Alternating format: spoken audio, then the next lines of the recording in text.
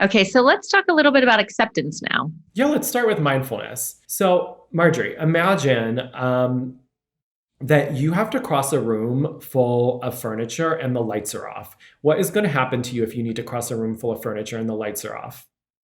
I'm most likely going to trip, fall on my face, definitely get a black eye, maybe a broken arm, and might have a concussion Yeah, and because I'm that's already clumsy. and that's not it for you. We don't want any of those things for you. So, mindfulness is a little bit like turning the lights on and you're going to see all the furniture that's there. With mindfulness, we're turning the lights on inside of us. We're noticing our thoughts and our feelings, and outside of us, you're seeing what's there. Now, you might not like the furniture, okay? You might actually think, eek, is that the furniture that's there? Is that the thought in my mind? However, you're going to be much more effective at getting from one side of the room to the other. So, mindfulness can also include setting aside a period of time to do nothing but meditate, but it can also include paying attention to something we're already doing, just like the conversation we're having.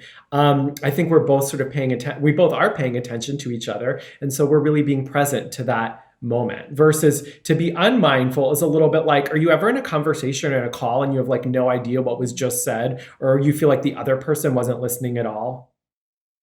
Yeah, is being mindful the same as being present?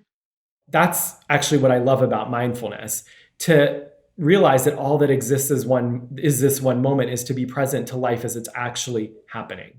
So that's a practice. It sounds like that I could work on, that people could work on, and when we do, are we more accepting? Absolutely. Mindfulness really just includes either focusing the mind. So you want to pay attention to something particular. Maybe you're driving and you're just going to focus the mind on the air coming through the vents. Of course, you need to still focus on the road. Or it can include opening the mind to notice what's there. What are the thoughts? Or opening yourself up to what are the feelings in the body.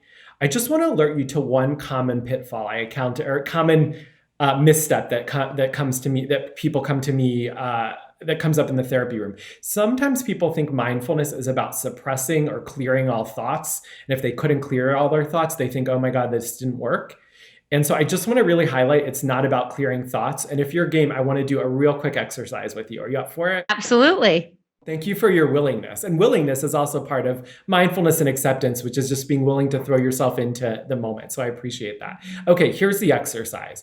I want you to picture a pink elephant. So just like in your mind, this pink elephant, it can be really big or small, however it is. And when you got it, tell me. I got it. Okay. So now your task for the next 10 seconds is to think of anything but the pink elephant.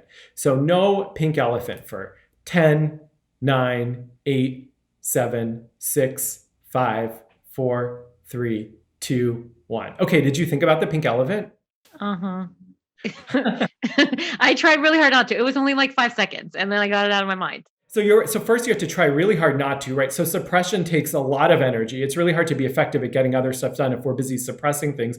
And you couldn't really suppress it. It popped back up. So the whole point of that is this is not about suppression. So to be mindful would just be to welcome the image of the pink elephant or any other thought you're having into your mind and just notice it as a thought or an image. So that was a little bit of a trick question to illustrate the point that mindfulness is not suppression. It's just becoming present to what's there. I love that, because it almost goes back to what we were talking about earlier, is that, people will say things like, well, don't let that get to you, or don't waste your time thinking about it, or that's not a good use of, energy or whatnot. But yet sometimes you just can't help it. And I think, is there something to be said about honoring your own emotions of the things that bother you? And I think what I hear you saying is accepting that this is how I feel right now, and just owning that, and that almost doesn't give it more power. It just calls it what it is. And then does it eventually dissipate? Absolutely. So that's what it's about. So acceptance is not approval. It's just opening ourselves up to our thoughts, our emotions, and the reality of the world. I mean, going back to the pandemic, it turns out that denying there's a pandemic doesn't actually make it go away.